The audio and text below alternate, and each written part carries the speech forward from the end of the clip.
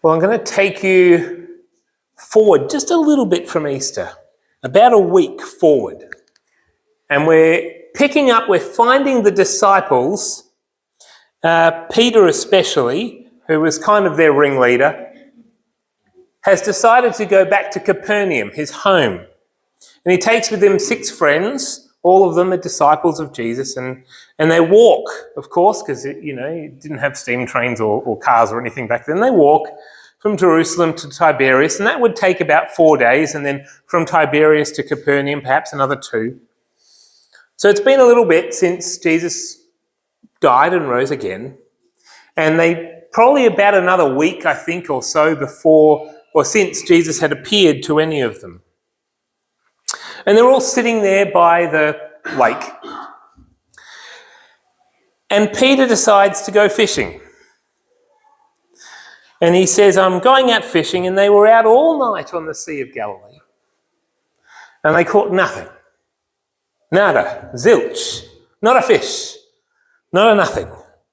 Now, I've done that. I've gone fishing once, only once. I let down my line with the bait on it. I caught nothing all night, and I decided I would never go fishing again. I was freezing cold by the end of it, and I thought, what a waste of time. Some people like fishing, but it just wasn't for me. These were people who were not bad at fishing, though. These disciples had made a livelihood of fishing, right? So that you might think that they were just bad fishermen like me, but they weren't. They were actually good fishermen. They caught nothing. And they were out all night. And it was early morning and the sun was rising, and they saw this figure on the shore. And he calls out to them. They're not very far offshore. He calls out to them, this figure, and says, now this is the closest you can have to the original Greek, which was something like, lads, you haven't got any meat, have you? Now, he probably thought they wanted to buy, because they were fishermen, that Jesus wanted to buy stuff from them. They didn't know it was Jesus at the time. See, when he'd first called them to be his disciples, it was in this very same place. He just told them what they needed to do to catch fish. But now he asked the question because they have to admit their failure.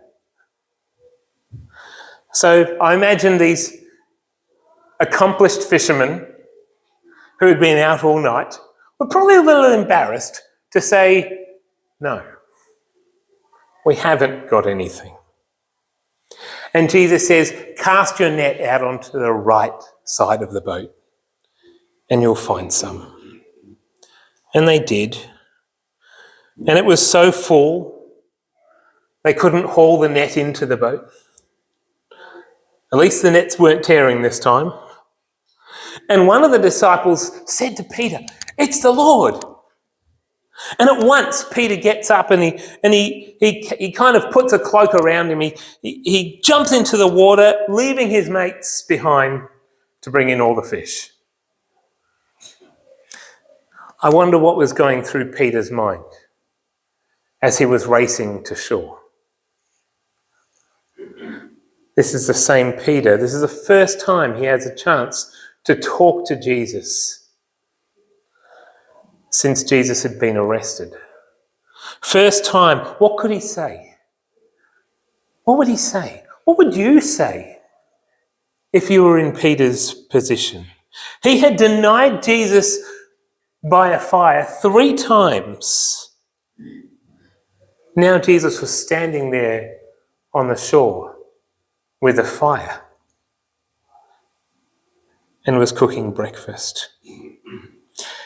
And in those days, to eat with someone was to kind of share something intimate with them. It was a way of friendship. It was a fellowship.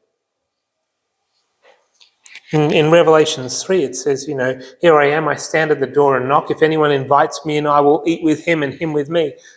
There's a closeness when you eat with someone. So for Jesus to do this with someone who had wronged him was a gesture of forgiveness, an offer to repair the relationship. I wonder if you've ever had to be that person that's extended the hand of grace when someone has wronged you. And you never really wanted to, how do you say, it shouldn't have been you that made the first step towards it, but you did it because you're the bigger person. You know what I mean? Now watch this. Jesus was already cooking fish on the fire and some bread. We wonder where he got it because it was only morning. Maybe he'd been to market on the way. Maybe he had his own ways. I don't know. The text doesn't explain. Sometimes these questions I'm going to ask. I'm going to be full of questions when I get to heaven and ask God all sorts of things. But for now, we just have to accept that Jesus had some fish.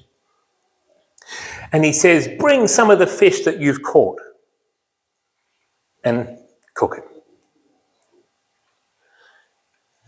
It's a timely reminder that Jesus doesn't need our help to accomplish things. He invites it.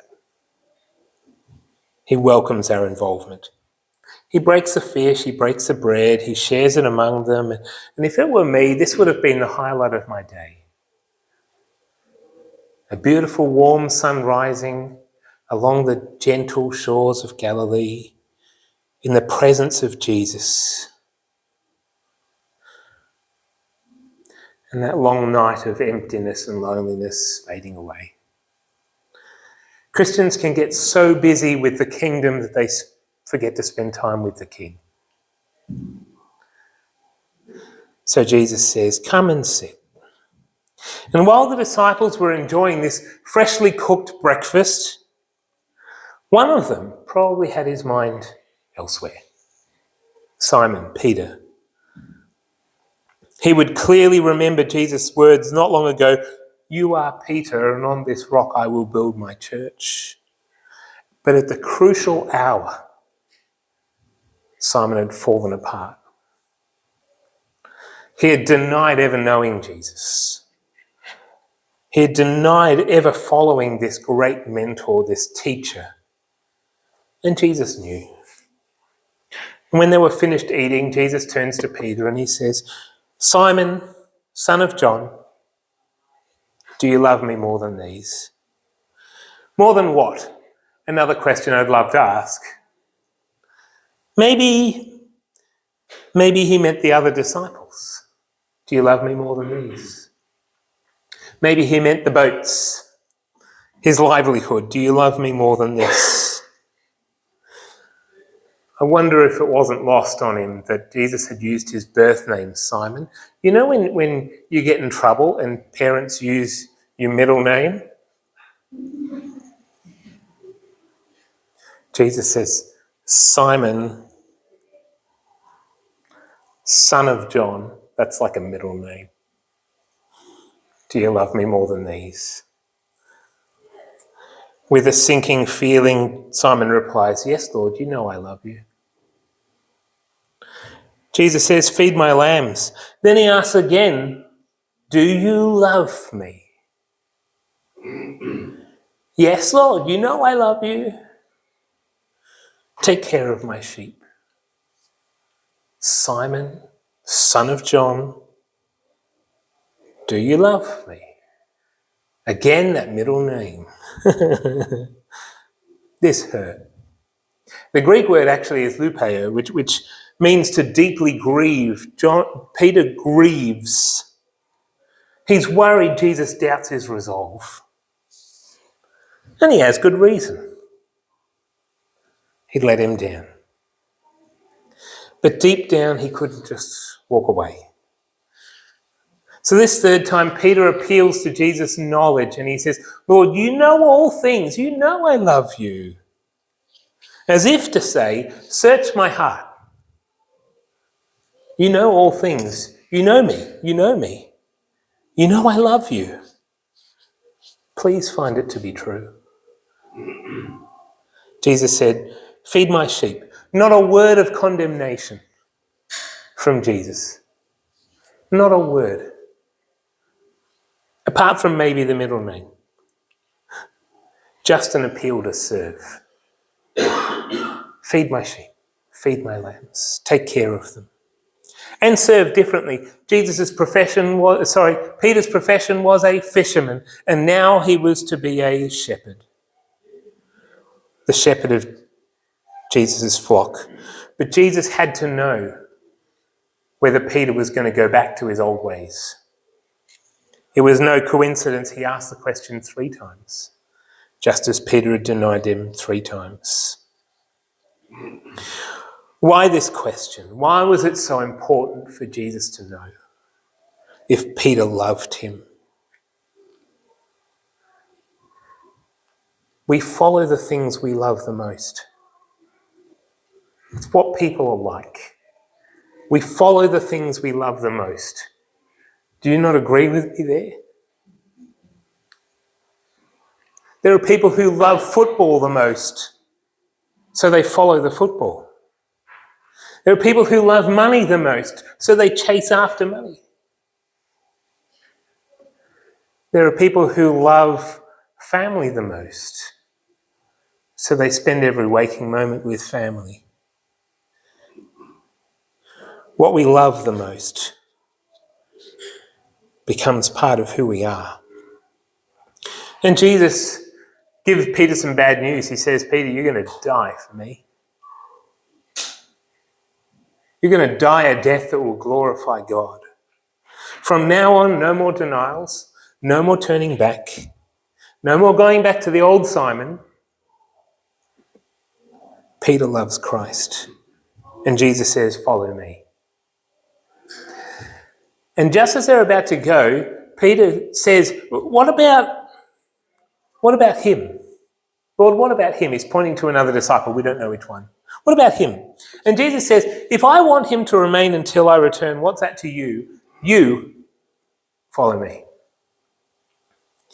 Peter's life is turned around from this moment. He lives out his destiny as Peter, a rock on which the church is built. In fact, all the disciples there, their lives changed from this moment on. Not in great ways. In ways, yes, I suppose in great ways in that they spread the gospel, but they all ended up going to their deaths pretty much for Jesus. Nathaniel was there, he was martyred. Thomas was impaled by spears. James was beheaded by, I've got a whole list of them. James was beheaded by Herod. John was charged to take care of Mary. And John was probably the only one that actually died of natural causes, although he was exiled to Patmos. The 2 other ones were likely martyrs too. They were not going into a safe world. Christians were being persecuted. But what they did do is start living Jesus-centred lives. Where you spend your time, your thoughts, your passions, that becomes part of you. Followers of Christ who centre their lives on him start to become more like him. They talk like him. They think like him. They dream like him. And they scheme to spend time with him. They choose to obey his commands not out of a have to, but a want to. The greatest desire of Christ-centred believers is to please him and grow more like him. The chief aim of a Christ-centred life is to become as much like Christ as possible. Paul says in Philippians 3:10, I want to know Christ, yes, to know the power of his resurrection and participate in his sufferings, becoming like him in his death. Is this your life? Are you living a Christ-centred life? Are you becoming like Christ as much as possible? And how do we do this? What's the way to live a Christ-centred life? I'll put it to you this way.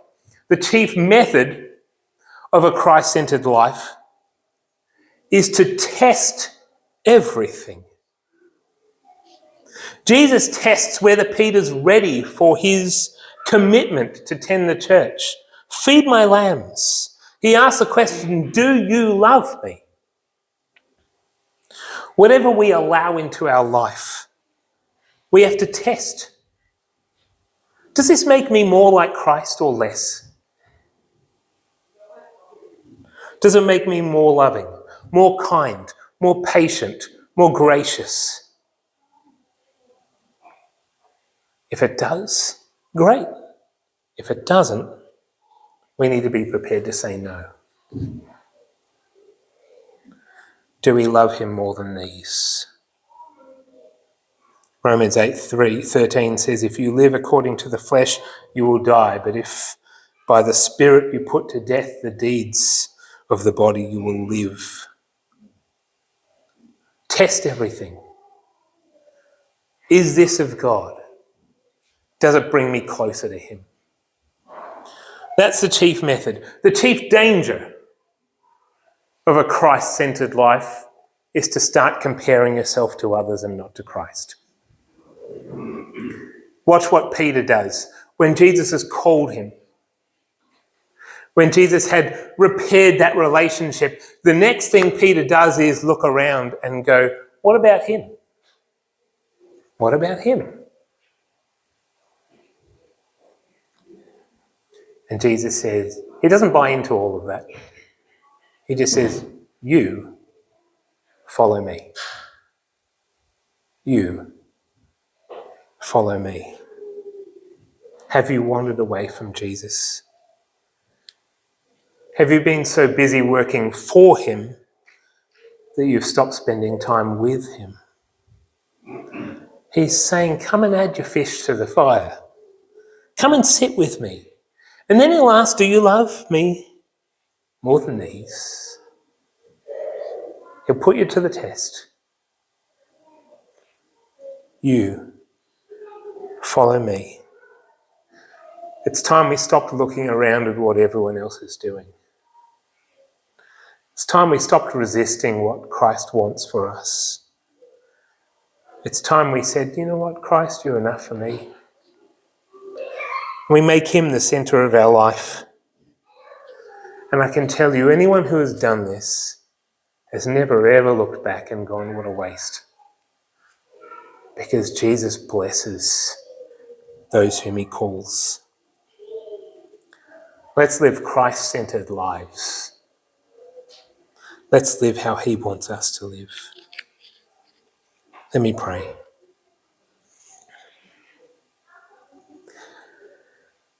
And I wonder if you might pray this prayer with me, maybe silently in your mind or your heart.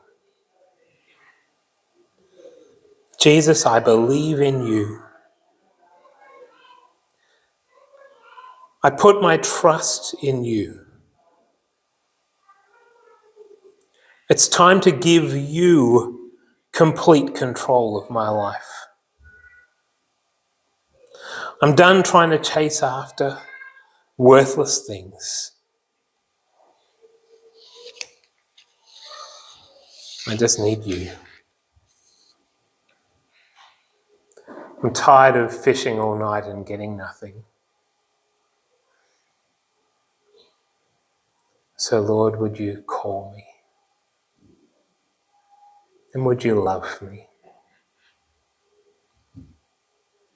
And would you give me a purpose for my life? And fill it with your abundant life.